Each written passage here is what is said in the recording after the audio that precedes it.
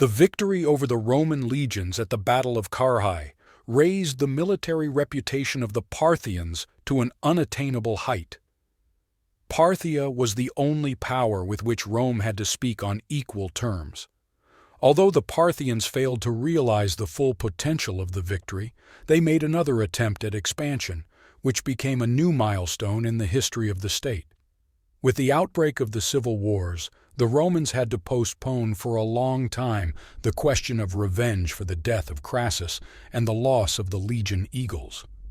Pompey appealed to Orodes II with a request for military assistance, but the latter demanded to cede Syria as payment for peace. The deal probably did not materialize.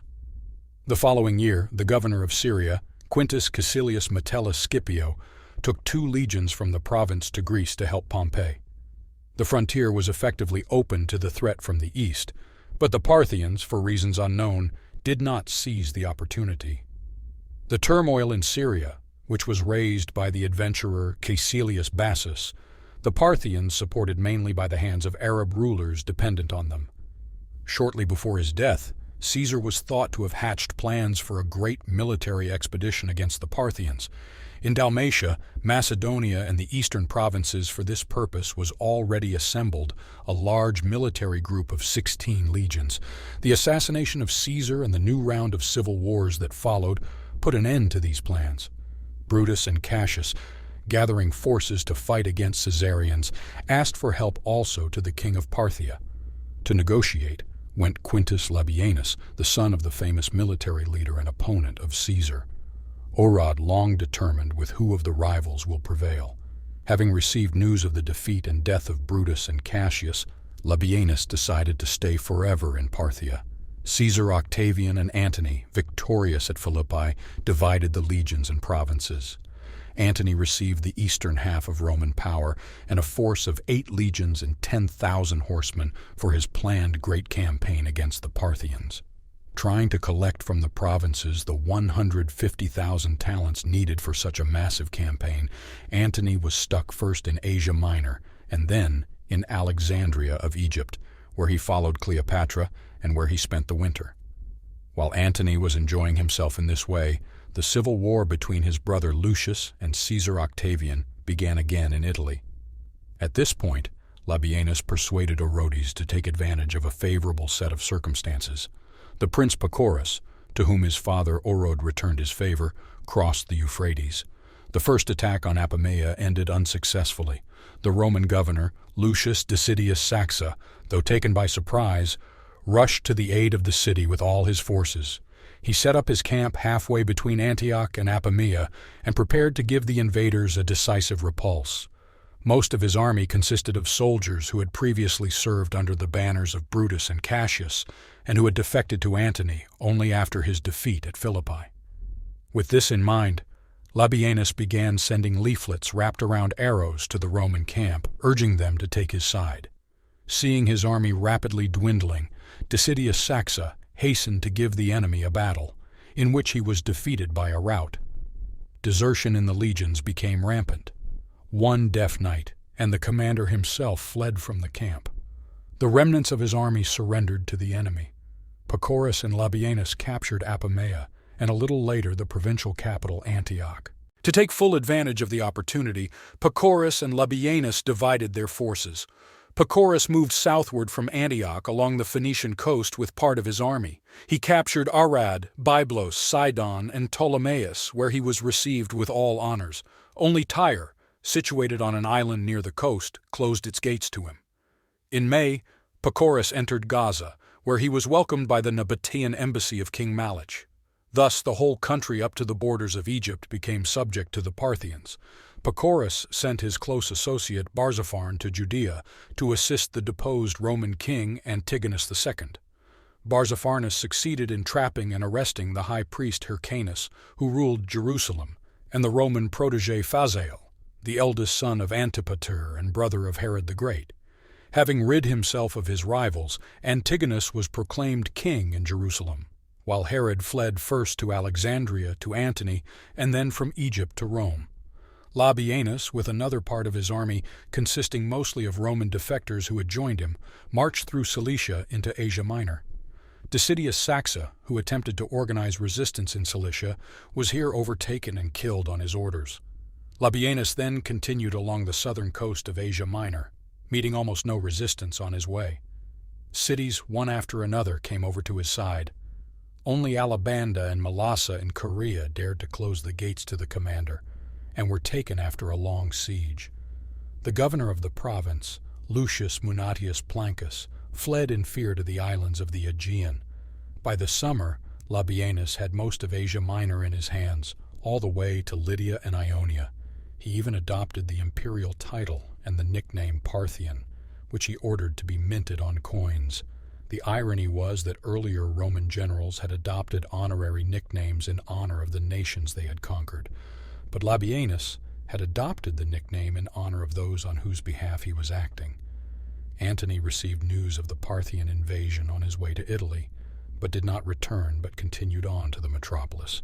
In the fall, Octavian and Antony met at Brundisium and concluded a treaty to extend their powers for 5 years and redistribute the provinces again.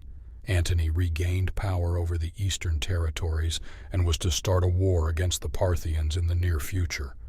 Octavian was in charge of the western provinces and pledged to fight against Sextus Pompey, who was threatening Italy's food supply with his fleet. For the future Parthian campaign, Octavian pledged to give Antony 4 of his legions, and the latter provided him with 120 warships. The difficult political situation required Antony to stay in Rome. He transferred command in the east to one of his most talented commanders, Publius Ventidius Bassus, entrusting him to undertake a counteroffensive against the Parthians. For this purpose, Ventidius received 11 legions, that is, almost half of the entire army of Antony. Ventidius, with a small vanguard, landed in Asia Minor. Labienus was taken by surprise. His troops were scattered over a wide area, and the rapid advance of the enemy did not give him time to gather them together. Through all Asia Minor, Labienus had to retreat as far as the Cilician Gate in the foothills of the Taurus. Here Parthian detachments from Syria came to his aid. Ventidius also received considerable reinforcements, but kept his soldiers in a camp on top of a high hill. The Parthians were dismissive of the enemy and attacked on their own, without even informing Labienus of their intentions. Launching a cloud of arrows, they rushed toward the Roman positions up the steep slope. Ventidius let them close in and then counterattacked with infantry. The Parthians turned to flight. Many horses and soldiers died, trampled by their own. The defeat demoralized the soldiers of Labienus, and they began to run over to the enemy side. The commander decided to fall back before it was too late, but the defectors betrayed this plan to the enemy. During the night, Ventidii bypassed his position from the rear, and in the morning attacked from 2 directions at once.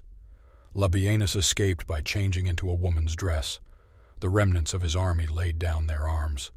For some time, the Parthian emperor was hiding in Cilicia, but then he was identified and killed Demetrius, freedman Octavian.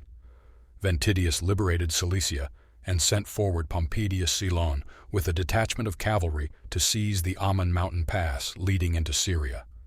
Cylon discovered that the passage was occupied by a large Parthian force led by Pharnapates, a trusted advisor of Pacorus. Cylon attacked, but was repulsed with heavy losses. The outcome of the battle was decided by the appearance of Ventidius himself with the main forces. Pharnapatos and most of his force were killed. The road to Syria was open. The Roman advance took Pacorus by surprise, but he did not fight and led his army back across the Euphrates. After that, the cities of Syria, except for Arad occupied by the Parthian garrison, opened their gates to the Roman commander without a fight. For the rest of the year, Ventidius arranged the affairs of the urban communities and quelled the numerous riots in the province. Cylon, as his legate, went to Judea to aid Herod against Antigonus II. In the spring of the following year, Pacorus again raised an army with which he intended to invade Syria. Ventidius conducted a whole campaign to misinform the Parthian commander, which allowed him to buy time and gather the troops wintering behind the Taurus. He set up a fortified camp at the shrine of Heracles near the town of Hindara in northern Syria.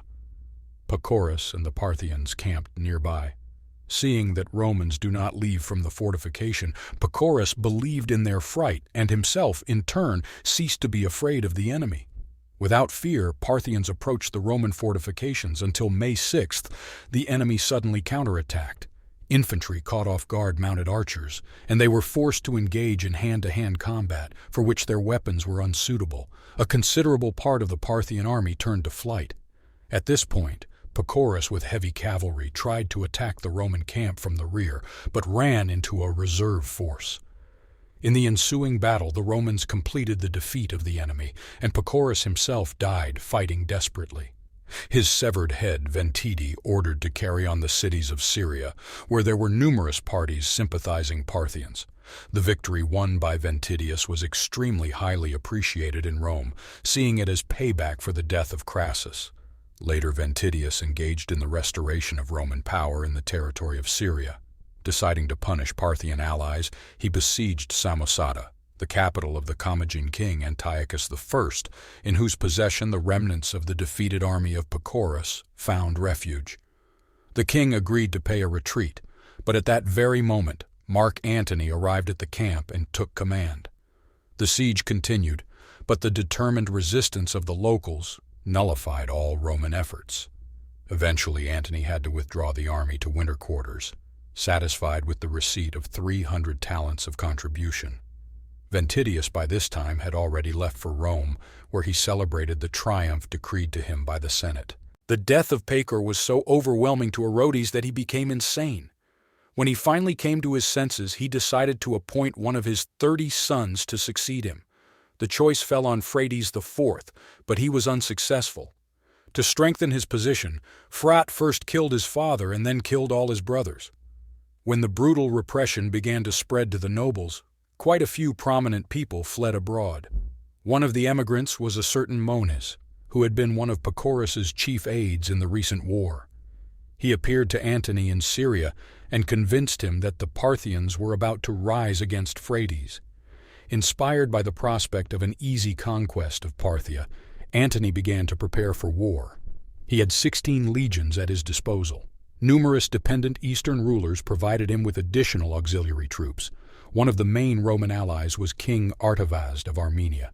To avoid the plains of northern Mesopotamia, convenient for Parthian light cavalry, Antony chose to invade through the mountainous territory of Armenia and Atropatena. If from here he was able to penetrate deep into Media and Hyrcania, the Parthians would have to leave Mesopotamia to defend the core of their power, Parthia. The Roman troops assembled at Zeugma, where the main crossing of the Euphrates was located. Expecting an invasion, the Parthians concentrated in northern Mesopotamia almost 40,000 army. Contrary to their expectations, the Roman army did not cross the river, but headed further upstream. Reaching Caranus, Antony met here with the troops Publius Canidius, previously operating in the territory of Iberia and Caucasian Albania. Auxiliary troops of the Eastern Allies also arrived here. Having organized a review of his huge army and handed out awards, Antony moved on. His nearest goal was the summer capital of Atropatena, the city of Phraspus. To avoid logistical problems en route, Antony divided his forces. He himself, with cavalry and the most mobile part of the infantry, went light. Behind him had to follow the army burdened the huge cart with food supplies and siege machines, which in dismantled form were transported on 300 wagons. Guard was entrusted to Appius Statianus, under whose command were 2 legions and auxiliary troops led by the Pontic king Polemon and the Armenian king Artavasd.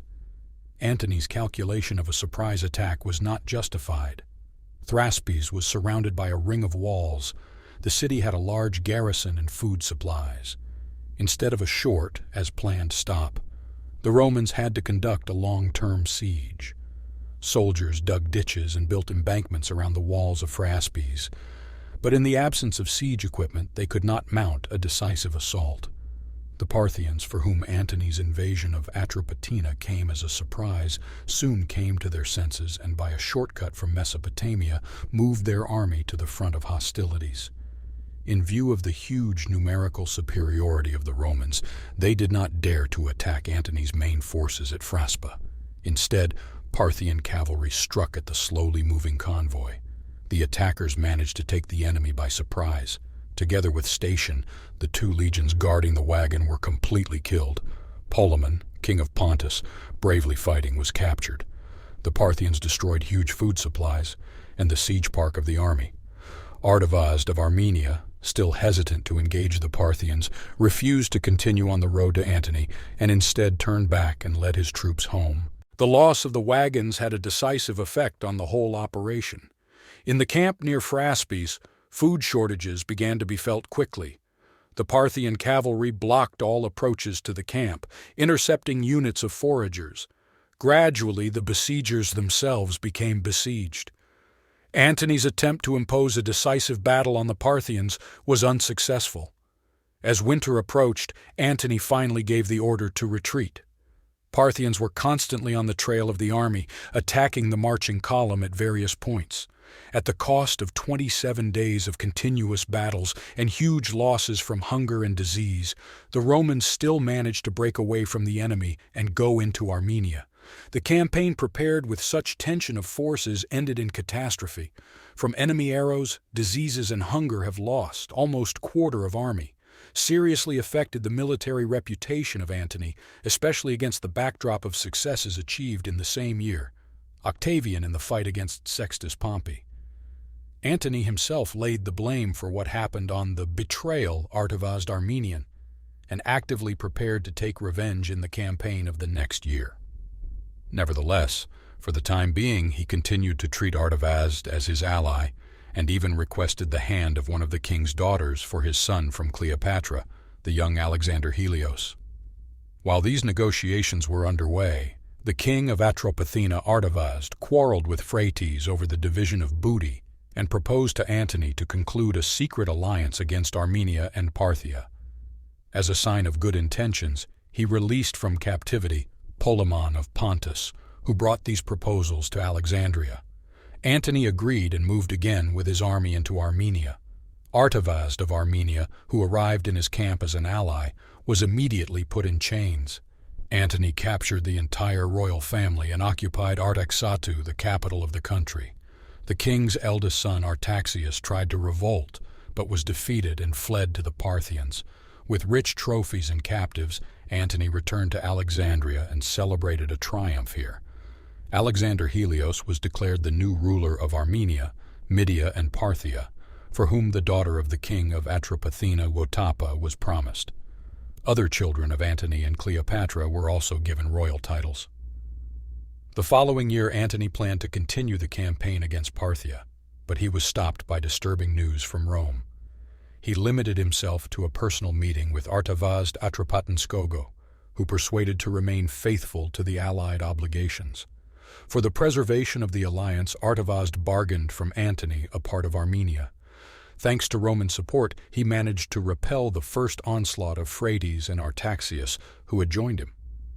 However, all Roman auxiliaries were recalled to Greece, where a civil war broke out between Antony and Octavian. Deprived of support, Artavasd was defeated and captured, and his kingdom was occupied by the Parthians. An anti-Roman revolt broke out in Armenia at this time, as a result of which Artaxias was able to bring the country back under his own control. Upon receiving news of his father's murder, he ordered the slaughter of all Romans in his domain. After the victory, Phrot became even more cruel and arrogant than finally alienated the Parthian nobility. Against the king rebelled a certain Tiridates, perhaps one of the Parthian commanders, who gained fame during the last war. Phrates was defeated and lost his throne. During this war, both opponents sought help from Octavian, who had meanwhile defeated Antony, but he preferred to wait until the end of the struggle. Phrates had to flee to nomads from the Central Asian steppes. Having received help from them, he defeated the usurper, and Tiridates found refuge in Roman Syria and managed to steal and bring with him a royal son, who was also called Throt. Artavasd, the deposed ruler of Adiabena, also at this time fled from his prison into Roman territory. Octavian received the fugitive in a friendly manner, returned his daughter Jotapa to him, and handed over the vacant royal throne of Armenia Minor. Octavian arrived in Rome accompanied by Tiridates and Phrates the Younger. The Parthian king, through his ambassadors, demanded the extradition of both. Octavian limited himself to returning his son to him, but refused to extradite Tiridates and only promised not to provide him with military assistance. Tiridates received a rich allowance, but could not remain calm for long. In spring he gathered his supporters again and returned with them to Mesopotamia. Caught by surprise, Frot fled to the east, ordering the killing of his harem, which he had not had time to take out of the capital. Tiridates captured Babylon, where he minted a coin with the unique title Philoramius, friend of the Romans, indicating that some help he had received, or at least expected to receive. By summer, Tiridates was finally defeated and banished. His fate remains unknown, but he probably died in Roman possession. His descendant could have been Gaius Julius Tiridates, known from the inscription, who served in the Roman army as decurion of Parthian Allah. Soon the Armenians eliminated their king Artaxias and appealed to Octavian with a request to send them his brother, who was brought up in Rome. He arrived in the country accompanied by a large military group, commanded by the emperor's stepson Tiberius, and was crowned under the name of Tigranes III. At the same time, Octavian himself appeared in Syria. Being on the territory of the province of the Roman army was strengthened. Fearing that these actions mean preparations for a new major war, King Phraates, through his ambassadors, offered Octavian to settle Roman-Parthian contradictions diplomatically. He handed over to Tiberius the Roman eagles captured from Crassus and Antony and returned the surviving prisoners. Thus, peace was finally made between the two powers. State propaganda presented the return of the eagles as a full recognition by the Parthians of Roman superiority.